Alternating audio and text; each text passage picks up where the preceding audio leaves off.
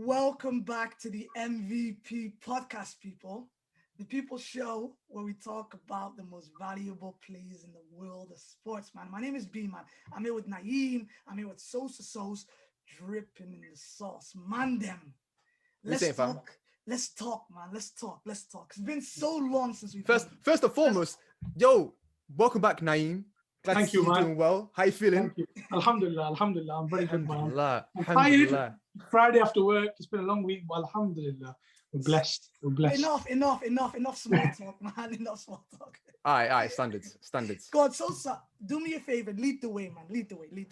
Yo, we're talking Champions League football. We ain't talked football in a minute. And I figured since we just done the draw today, let's talk about Champions League fixtures. So we have the quarterfinals set up for us, and it's all lining up. First and foremost, before we get into it, guys, if you like the video, go ahead and like the video. Subscribe if you're new, share with your friends. We do appreciate all the love and support you've been giving us. But yeah, let's get into it. So as far as fixtures go, let's just go through the teams first. Yeah. So our fixture listings that are happening in the next couple of weeks are Man City versus Dortmund, PSG versus Bayern Munich, Liverpool versus Real Madrid, and Porto versus Chelsea. I mean, as far as the fixtures go, are any of you excited for any of these fixtures coming up? Yeah, three out of the four, man. 3 out of the 4. I know which one you're not excited about, and I'm already hating that already. The Chelsea Porto game is going to be dead, man. Everyone knows. Everyone's saying it's dead. So will the Madrid Liverpool one. Nah. I think that's two fallen giants right now. I think that's two fallen giants who have got something to prove.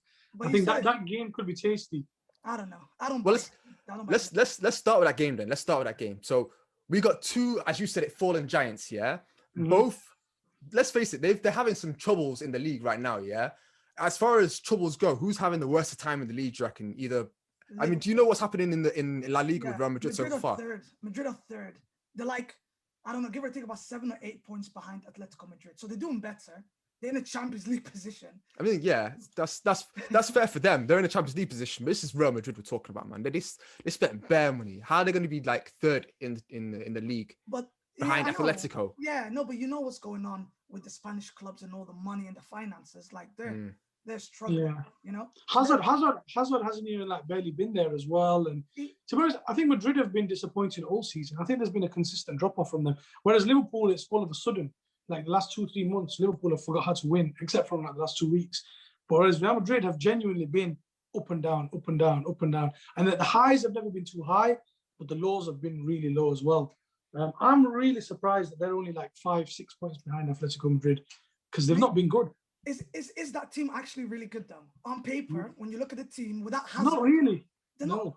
I'm not scared of any. They're old. That's what it is. They've got some young guys, Rodri, Vinicius, but they're not making the impact that you expect them to make for a team like they are. Like they got old guys like Toni Kroos and Luka Modric. These guys, they can't be putting the team on the back anymore, man. They're mid-30s. These guys need a freshen up. They need a 5-minute freshen up. I'm telling you. Can I ask they need a lineup. That's what they need. They need a fresh, like, all that stuff, bro. They need to go to the barbers, like B-Man does. Yeah, I need to go to the barbers. Naeem, I see you missing up. You looking fresh. You looking fresh. I see you. The way you threw me under the bus, Sosa, I do not appreciate. All right, listen. I need to shave myself, man. I'm not gonna lie to you.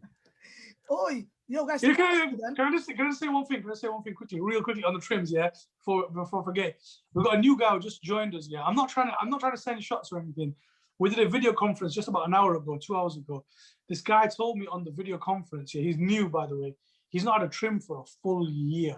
For a full year, he's not had a trim. Whoa! I couldn't believe it. I was like, to be fair, he doesn't look bad for a year. I remember when I was doing them videos with them boxers in 2-3 months, it's like that. I look bad. But this guy's not a trim for a year, and he actually doesn't look too bad. When you say no, that's to be fair, I've not cut my hair in like 3 years, but that's just the top of my head. I've trimmed this like once in a blue moon. Anyways, let's carry on. Let's get yo, Mandem. Let me ask you a question. Yeah, is it about barbers shops? At the peak of their powers, would you take Modric or Kroos? Oh, Modric.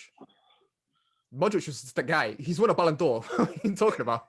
Yeah. But then you think about longevity as well. And really, like, remember, the reason why he won it was because they went to the World Cup finals and he won the Champions League. Like, there was a lot of things that factored into that. I like his movement on the ball, though, as well. I like the way he moves with the ball, whereas Toni Kroos is more of a dictator.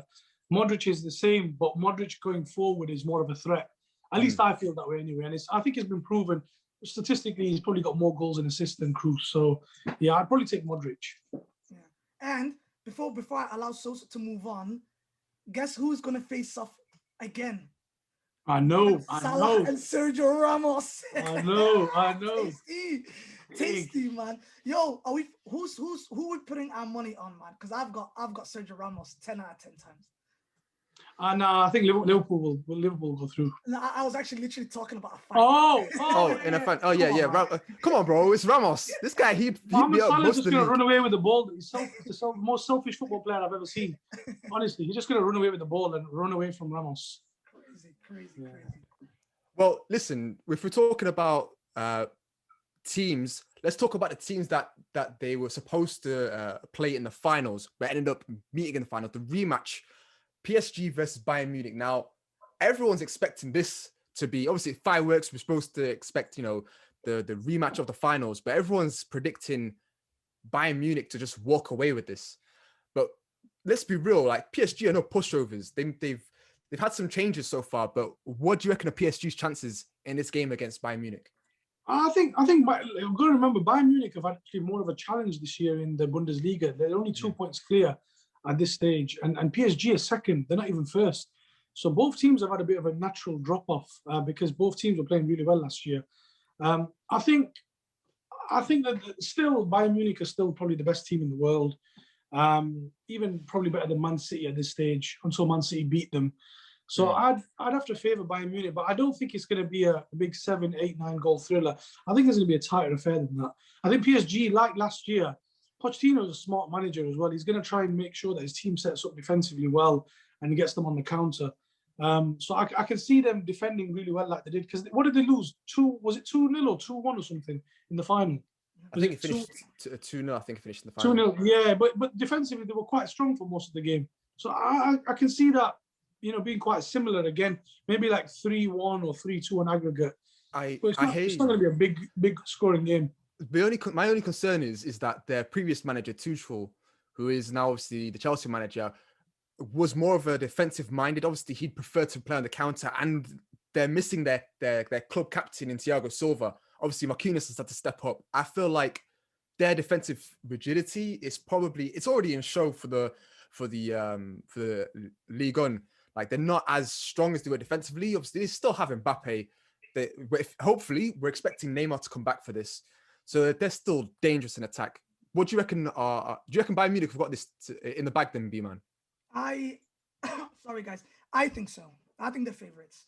That team is just the culture that they have in Munich is just unbelievable. And what people don't understand is really how young this team is. Like, there's so many more years to come. But I just don't buy. I don't buy it anymore from PSG. Until they go over the hump, I am not going to buy it anymore. They've teased us year in, year out, and we've seen the same thing where they meet a big team that they're supposed to compete with, do really well, show us that they can compete, and then they capitulate somewhere along the way.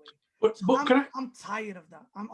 Can I just say though, this year in particular, what I think is going to be different is that this year there's been a bit of a struggle, and I think there's been a bit of a challenge in the league because they've lost 7 games already this season, which they probably haven't lost for the last 2-3 years. They've lost 7 games in the league already in the second, and they found some of the games a bit more challenging. Now, that's not to say that it means that they can't do good against some of these other teams, but maybe having had a bit of a challenge in the league, I know the opposition is different. They might approach the Bayern Munich game not sleeping into it like we beat everybody 3-0 and we're top of the league by 25 points at Christmas. This year they're actually challenging for the title. They're not first, so maybe they'll go into the Champions League with, we've got something to prove this year. We're not actually the French giants this year. We're second. So you never know. There could be a mentality shift. Plus a new manager. He's going to be hungry to try and win something. He's never won anything. That team's never won anything big. But if you add nothing with nothing, what do you get? You get a lot of nothing. But I love PSG and I love Mauricio Pochettino. So Have you clocked how this guy's throwing PSG in the bus and he's wearing a PSG shirt? I got this. That's what I'm saying. Yo, I just But you know why though? Do you know thing. why? First of all, like PSG as a team individually have got, you know, that they've got superstar players and they are really entertaining to watch. I'm just saying, at what point do we stop saying, yo, this PSG team is a world beating team, when they've never beaten big teams. They've never actually beaten big teams in the Champions League, especially in the knockout stages, man. You're right. You're right. But you're right. But it's a new manager. It's a new manager. It's a new. You got to give it a chance. Yeah, you got to give him time. No, he only just came in Christmas. You're right. As well. But even more so, I want to see what Pochettino can get out of this group of players that really we've known for years. The power structure in PSG is like all over the place. Neymar does what he wants to do. Mbappe is a good thing, like his demeanor is like really perfect. But I mean, you know what? Talking about manager being replaced, the guy that's left PSG, Thomas Tuchel, is now managing Chelsea. They're up against Porto. The only thing that I know of Porto is that they got Pepe at like 97 years old at centre back, still doing a job. That's all I remember from these guys. The fact that what they've done against Juventus is incredible. Do they have a chance? Are they able to do a job against Chelsea? What can we expect from them against Chelsea? I think they've definitely got a chance. I think, but what you got to realize is with this Chelsea team, it was one of the most impressive two-legged performances that I'd seen from a team in a long time. The way they took it to Atletico at the is it Wanderama or something, whatever the hell the stadium's called. Yes. Yeah, Wonder something Metropolitana. Yeah, the way they took it to them in Atletico, and then the way they came back to the bridge. Atletico Madrid, have you ever seen them that poor? Really, have you ever seen them that bad? I haven't. They weren't in the. To be Chelsea fair, outclassed them, and I haven't said that for a long time. Chelsea have been so poor for the last couple of years until when Antonio Conte was winning. They've never really been that good. That was unbelievable. So I honestly think this guy can, because he's got a good foundation. He's got a really good foundation. I think he can take Chelsea quite far. I wouldn't be surprised if they're in the semi-final and even knock out Real Madrid or Liverpool. Honestly, I agree with Naeem. I think this team has gone from strength to strength. So unless they kind of get popped in the mouth out of nowhere, if Tuchel comes in with a good game plan and doesn't underestimate Porto, I can see Chelsea surprising a lot of teams, man. If you look back, like you remember when Solskjaer took over for Man United, and they had that really good run, but then when the run went bad, people blamed the inexperience of the manager. Whereas I think if Chelsea have it, because Chelsea are going through something similar, they're winning and drawing games, not losing. As soon as they have a bad patch, I personally believe, and I hate to say this, he's a better manager than Ole. That's a fact. He's a better manager than Ole Gunnar Solskjaer. But he's the kind of guy who will actually steady the ship back when they do lose a game or they do have a bad patch. Whereas I think his tactical experience and his know-how of the game will get Chelsea back on course. And I think it'll be a quicker route to success than it would have been under Frankie. So you got a lot to look forward to, man, with that guy. Yeah. To be fair, I'm not. Don't get me wrong. Yeah, he's done an amazing job so far at Chelsea. Yeah. My only concern is that we've not been as free scoring as we had been under Frank Lampard. Like the team under Frank, everyone was getting goals. But now it's like everyone and the opposition. Yeah, that's fair. Everyone was getting goals. Even teams against us were getting goals. But like great with defensively sound. I think that game against Atletico was a different challenge where most teams hold the ball, want to move it about quickly. These guys were just ready to just sit back and soak up pressure, which was another test, and he did well. I think with Porto, I don't think we're going to see them do the same routine as Atletico. I think that, they're Portuguese. We're going to expect them to attack. So I think there's going to be probably more chances to be created with more likelihood, more counterattacks. So we'll see how it goes. But I think, before you move on, just to add to Porto, because I did a quick research before we got in, they're not even top of their own league. They're like 10 points behind Sporting Lisbon. They're only like 4 or 3 points ahead of fourth place. So like even in their league. So I don't know if that's a case of like where they're going to put all the eggs into the Champions League basket or not. I don't know. But they're not doing all too great in their league. So maybe perhaps, Chelsea can use that in their, at least in their at their advantage anyway. Hopefully. I mean, to be fair, like they're not doing poorly. They're there or thereabouts near the top end of the table. So I don't expect anything less. These guys are in the Champions League, so we expect them to perform well. So I'm not taking any chances if I was to Thomas Tuchel. One of the most exciting games that we're expecting from this list of 4 fixtures is Man City versus Dortmund. As far as matchups go, these guys are a bit like yin and yang, where Man City, they're dominating the league. Their attack is obviously one of the best, but not only that, their defense is really sound. Whereas now Dortmund, I don't think you can say that their attack is still incredible with Haaland, but they're having trouble in the league as well, like similar teams across the Champions League. Again, with Dortmund, how do we expect them to come up against Man City? Are they going to be like just sat back a counter, or do you reckon they're going to take it to them? I think it's going to be end to end. I think Dortmund have got nothing to lose because they're 6th or 7th. They're not making the Champions League next year because they're too many points off. So for them, I think it's going to be end to end. And I think probably the most important thing is this Haaland's audition on the big stage, because everybody expects him to leave in the summer. Man City is one of his favoured teams. His dad played for Man City as well. So is this an audition to the Manchester clubs, to Liverpool, to all these other clubs? Come and get me, because everybody knows he's legit. But can he do it against the big teams? I think he can. I think Man City will win. I think it'll probably be on aggregate, probably 6-3 on aggregate maybe. I think they'll do the job, but it'll be high scoring because Dortmund's defense is leaky. But this will be probably the most exciting of the 4 ties that we've got. No doubt. If anything, this is literally his trial for Man City. Like, he's literally doing a trial for Man City. I don't expect him to go to Man United. I don't think Chelsea are going to be a team that's going to be interesting in him. I don't think he's going to be like, oh, I see Chelsea. Although they're building something, they're not at the level that he wants to be at. I think it's something more that he's after. And Liverpool although they've got the money, I don't think Liverpool are going to spend that type of money. I think, from what I heard from Mino Raiola, like, although he's got a buyout clause next summer of like 50 million, for anyone to sign him now, they're going to have to fork out over 120 million for him. So if you're talking about making a signing, the only guys that realistically could afford him probably going to be Man City that want the guy. No, I've heard it's 66 million in this summer. No, it starts this summer, 66 million. Not this summer. That's the summer after. So they're looking to trade him. They're looking to sell him this summer so they can get money for him. Otherwise, if they wait another year, they'll lose out.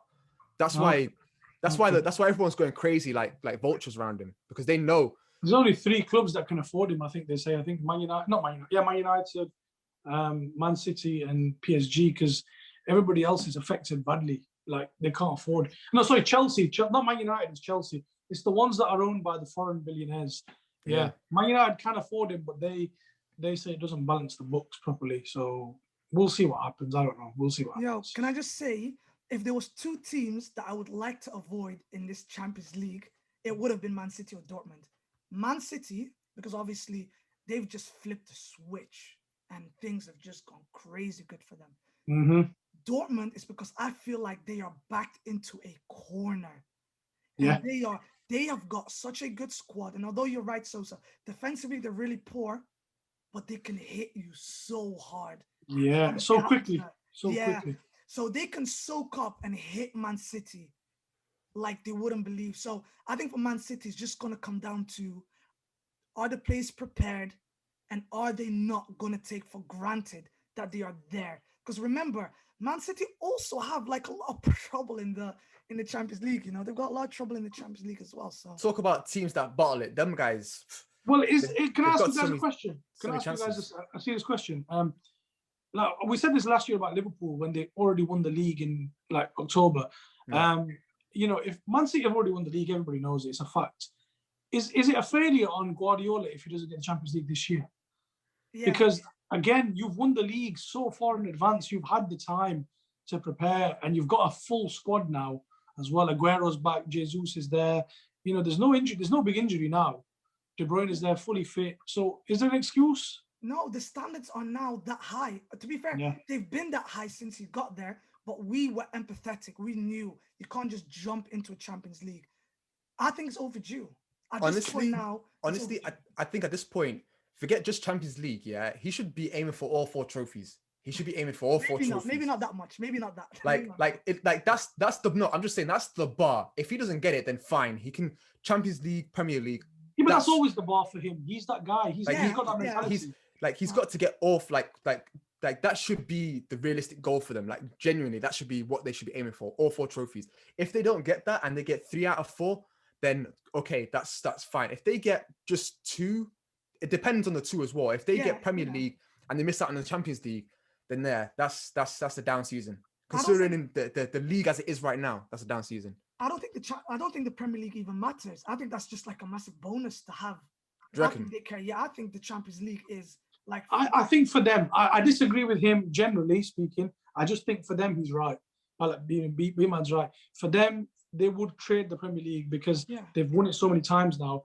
But generally speaking, I disagree. I think the league is more important. Yeah, it's a longer period. I get what you're saying, Naeem. I get what you're saying. But I'm just saying, like, it's been so many years where Man City were like, either they're this close or they're like playing teams that really they should have done better against. Like, there's been so many seasons. And even Guardiola, even like if we look at Guardiola, he hasn't made a final since Barcelona when he beat Man United. When he beat Man United in 2011. Did he not take Bayern Munich to the finals? No, they never. They got 3 semi-finals in a row or something.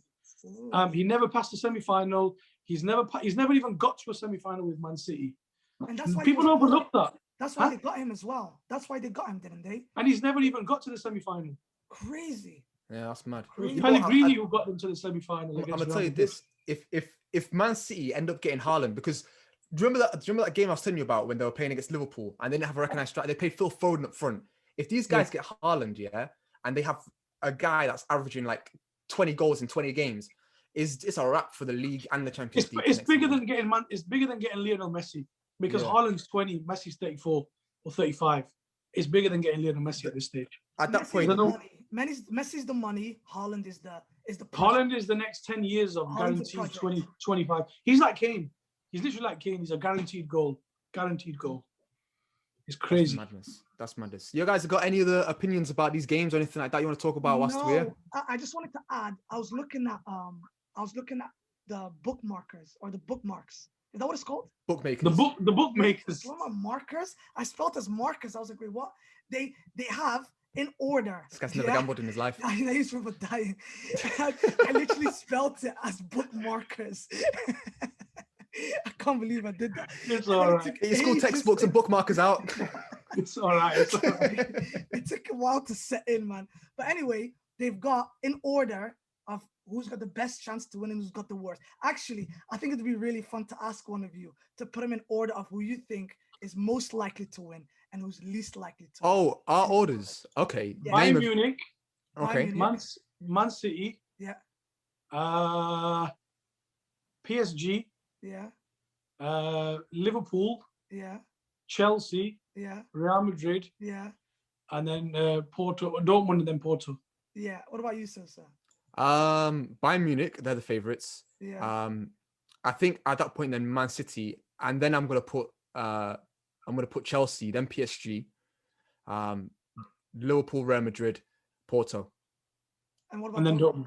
Then well, Dortmund's number 1. Dortmund's Dortmund's probably going to be no. But I'll put number 8. I'll put Dortmund ahead of Porto. Okay, so 7. Shall I tell you what the bookmakers have said? Please. It's actually so scary how spot on a lot of them are. So Naeem, the bookmakers have actually got City as the favourites to win it. Yeah, I saw it today. And then Bayern Munich to be second. And then from there, it is exactly what Naeem said. PSG, Liverpool, Chelsea, Madrid, Dortmund, and then Porto in that order. I know me bookies, man. Even though I never go in. I know me odds. I'm a little... we need to call you if anyone needs to have a little flutter. Do you guys disagree with that? Stop for the last. You guys disagree with that? Yo, Sos. No, I don't. I think it's... Do you think Liverpool have a better chance than Chelsea? Yeah, Liverpool, they've got the perfect players here to attack Real Madrid. Okay, they haven't got Van Dijk. But the way they go forward, press the ball, do all that stuff, they've literally got the perfect system to beat Madrid. And then in a knockout format, it will literally be a chess match against Chelsea because they play Chelsea next if they beat Porto. So Chelsea will sit back and relax, and Frank Lampard's Chelsea would have got destroyed.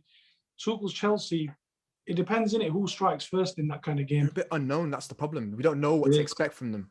It is. So that's yeah. I mean, to be fair, I'm not mad at it because a lot of the teams that we know of, we expect great things. Of the teams that we don't know much about, then it's going to be difficult to judge. We kind of expect like Dortmund, maybe Porto, not to get to that far into the competition, but other teams like Chelsea, potentially even like we know what to expect from Liverpool, but what can we expect from Real Madrid if there's no Hazard? Like there's a lot of questions unanswered. We'll have to see, man. We'll have to see. Definitely. Yo, guys, that was our episode. If you liked the video, please like the video. We're not gonna ask you again. Subscribe. I have been Sosa with the sauce. This has been Naeem the Dream and B-Man. I'm kidding. B-Man the bookmarker. B-Man the bookmarker. B-Man the bookmarker. It looks like he's frozen. Are you frozen, B-Man? No, he's just taking the mick out of you. he's taking the mick out of me. He's taking the mick out of me. Oh man, this has been fun. This has been fun. It's good to be back. It's good to be back. Yeah, it's so good. It's good to have you, man. It's good to have you. Yeah. All right. Peace out, boys. Let's go. Bye.